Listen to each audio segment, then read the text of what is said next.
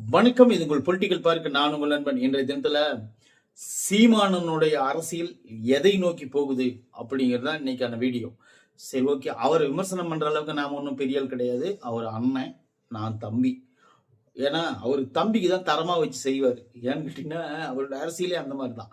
சரி, ஓகே. இந்த வீடியோக்குள்ள நம்ம பார்க்கறதுக்கு முன்னாடி நம்ம சேனலை சப்ஸ்கிரைப் பண்ணி வச்சுக்கோங்க. இது இங்கே தெரியல கியூஆர் கோடை பயன்படுத்தி நம்ம சேனலுக்கு உதவ முடிஞ்சா உதவுங்கன்னு சொல்லிட்டு இந்த வீடியோக்குள்ள நம்ம போயிடுவோம். சரி, ஓகே. சீமானனோட அரசியல் என்ன அரசியல், எதனால அவர் இந்த மாதிரி கொந்தளிக்கணும், என்ன காரணம் அப்படிங்கறதெல்லாம் இந்த வீடியோக்குள்ள போயிருவோம்.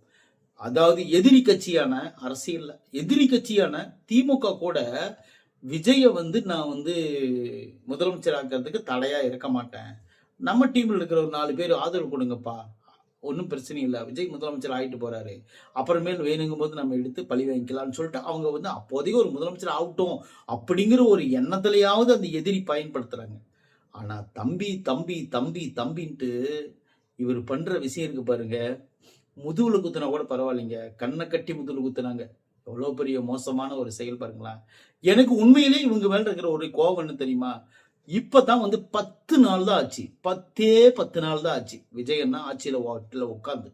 இவங்க என்ன பண்றாங்கன்னு பாத்தீங்கன்னா, இன்னைக்கு மேடையில ஏறிக்கிட்டு, அதாவது விஜயனுடைய நீ எப்படி ஆட்சி கொடுப்புன்னு நான் பாக்குறேன், 2500 பொதுமக்களுக்கு எப்படி தரேன்னு நான் பாக்குறேன், அப்புறம் 6 சிலிண்டர் நீ எப்படி தரேன்னு பாக்குறேன், 10 லட்சம் கோடி கடன் இருக்கிறதுக்கு முன்னாடி தெரியாதா, இன்னைக்குதான் தெரியுமா அப்படின்னு சொல்லிட்டு கேட்கிறாரு. நான் அண்ணன் அண்ணன் மேல எனக்கு மிகப்பெரிய மரியாதை இருக்கு. அவருடைய வச்சிருக்கிற அந்த கொள்கைகள் எல்லாம் உண்மையிலே இந்தியாவில யாருக்கும் கிடையாது. அந்த கொள்கை எல்லாம் உண்மையில அதெல்லாம் எந்த மாற்று கருத்தும் கிடையாது. அவர் நல்ல மனிதர், நல்ல தலைவர். ஆனா அவருக்கு பின்னாடி இருந்து இல்ல அவரு எப்படி இயங்குறாருன்னு நம்ம பார்த்துருவோம். அவர் எப்படி இயங்குறாருன்னு பாத்தீங்கன்னா, இன்னைக்கான சூழ்நிலை தமிழ்நாட்டு மக்கள் சீமானனை தூக்கி கொண்டாடணும் அப்படின்னா அவர் செஞ்சிருக்க வேண்டிய ஒரு வேலை என்ன தெரியுமா, தம்பி நீ அரசியலுக்கு வந்துட்ட, எப்படியோ ஒன்னு ஜெயிச்சுட்ட, உன்னை அதிகமா விமர்சனம் பண்ணது நான் தான். அந்த வீட்டுக்கு போயிட்டு வந்தாரு, இத்தனை திட்டியும் இத்தனை தற்கூரி அணிலு என்னென்ன கெட்ட வார்த்தை முதல் கொண்டு அண்ணன் விஜய் அண்ணன் பேசினாங்க, அதையெல்லாம் மறந்து விஜய் அண்ணா அங்க வீட்டுக்கு போய் அவர் பார்த்துட்டு வந்தார்ல, வாழ்த்து வாங்கிட்டு வந்தார்ல, ஏன் தம்பின்னு வாய்களையே பேசுறாருல, ஒரே ஒரு வார்த்தை, டேய் தம்பி நீ நின்னுட்ட, எப்படியோ ஒன்னு ஜெயிச்சுட்ட, எப்படியோ குழந்தைங்கிட்ட ஓட்டு வாங்கியோ அல்லது பெரியவங்கிட்ட ஓட்டு வாங்கியோ, இளைஞர் படையை திரட்டியோ, முக கவர்ச்சியோ, திரை கவர்ச்சியோ, எதையா ஒண்ணு செஞ்சு ஜெயிச்சுட்ட, ஓகேவா, இந்த மாதிரி வாக்குறுதியும் கொடுத்துட்ட.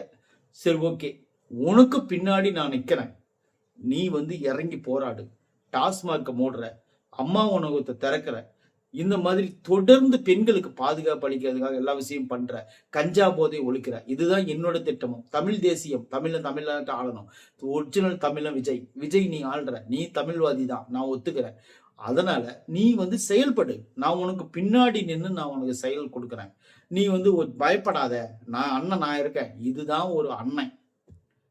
மேடையில நின்னுக்கின்னு விஜயண்ணனை என்னென்ன பேச முடியுமோ அனைத்தும் பேசிக்கிட்டு இருந்தா இது நம்ம எதை நினைக்கிறது, ஆக மொத்தம் இவங்களுக்கு அது என்ன சொல்றான்னு இன்னொரு விஷயத்தையும் சொல்லிடுறேன்.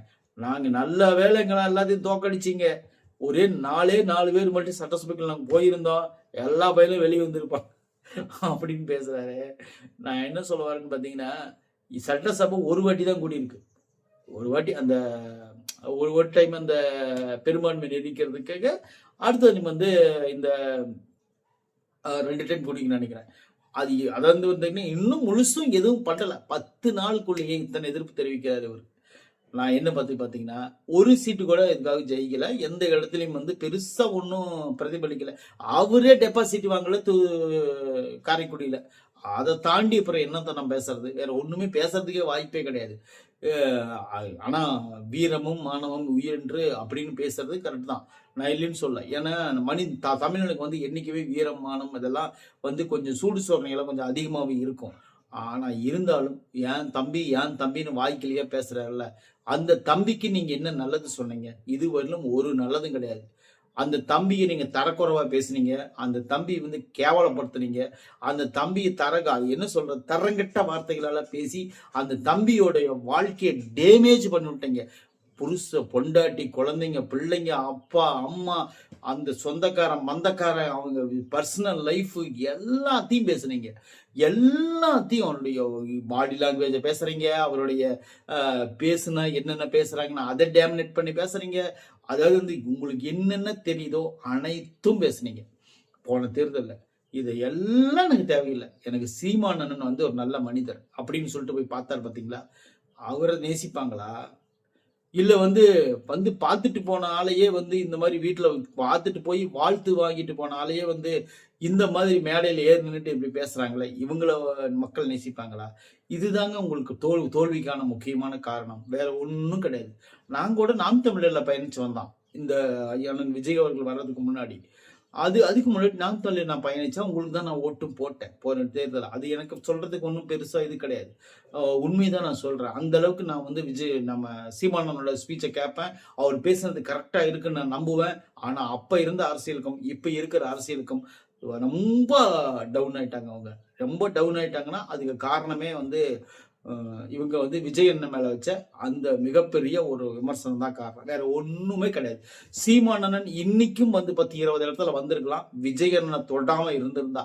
அவரை தொட்டதுனாலதான் அஇஅதிமுக அந்த கட்சிக்கு கீழே போயிட்டாங்கிறது நிறைய இடத்துல நீங்க பார்த்திருப்பீங்க.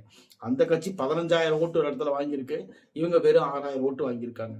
அதாவது அஇஅதிமுக ஒரு மாசத்துக்கு முன்னாடி ஆரம்பிச்ச கட்சி, அந்த கட்சி வந்து 15,000 ஓட்டு, இவங்க வெறும் 6,000 ஓட்டு வாங்கியிருக்காங்க. ஒரு 6,000 7,000 சம்திங் அவ்வளவுதான் வாங்கியிருக்காங்க. நான் என்ன சொல்ல வரேன்னா, அதாவது ஃபர்ஸ்ட் நம்ம என்ன அரசியல் எடுத்து வைக்கிறோம்னு மக்கள்கிட்ட தெரியணும். நான் வந்து உண்மையிலே எனக்கு வந்து உங்களுக்கு சொல்ற அளவுக்கு நான்லாம் பெரிய ஆளும் கிடையாது, எனக்கு அந்த அளவுக்கு வயசும் பத்தாது. உங்களோட அரசியல் வந்து உண்மையிலே சிறந்த அரசியல், அதெல்லாம் எனக்கு ஓகே. விஜய் அண்ணன் நீங்க ஏன் பேசுறீங்க அப்படிங்கிறதுக்காக தான் நான் பேசிட்டு இருக்கிறேன் தவிர உங்க அரசியலுக்குள்ள வந்து நான் பேசணும் அப்படிங்கிறதுக்கெல்லாம் எனக்கு அவசியமே கிடையாது. விஜய் அண்ணனோட அரசியல் வந்து நீங்க வந்து சப்போர்ட் பண்ணி பேசலாலும் பரவாயில்ல, அதை வந்து கிண்டல் பண்ணி பேசுறீங்க பாத்தீங்களா? அதனாலதான் மக்கள் அப்போதைக்கு ஒரு 4 பேர் மேடையில சிரிக்கிறாங்க அப்படிங்கிறதுக்காக நீங்க பேசுறீங்க.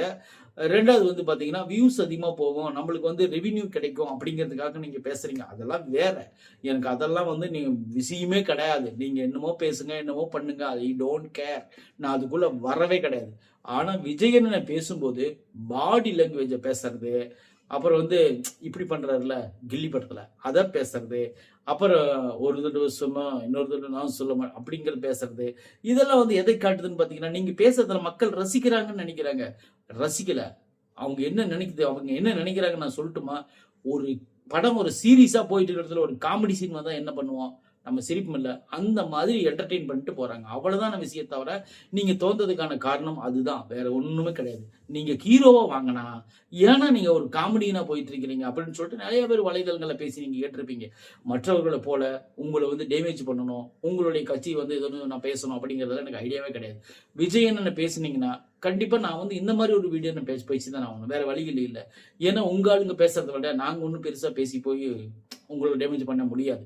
ஏன்னா நீங்க வந்து தம்பி தம்பி தம்பி தம்பின்னு சொல்லிட்டு இந்த மாதிரி பண்ணாதீங்கண்ணா. ஏன்னா ஒரு தம்பிக்கு உண்டான அந்த அங்கீகாரமே நீங்க பேசுறதுனால தரம் கெட்டு போகுது. தம்பிங்கிற வார்த்தையை கேட்டாவே நம்மளுக்கு பயமா இருக்கு, அந்த மாதிரி வந்து நீங்க பேசிட்டு இருக்கிறீங்க.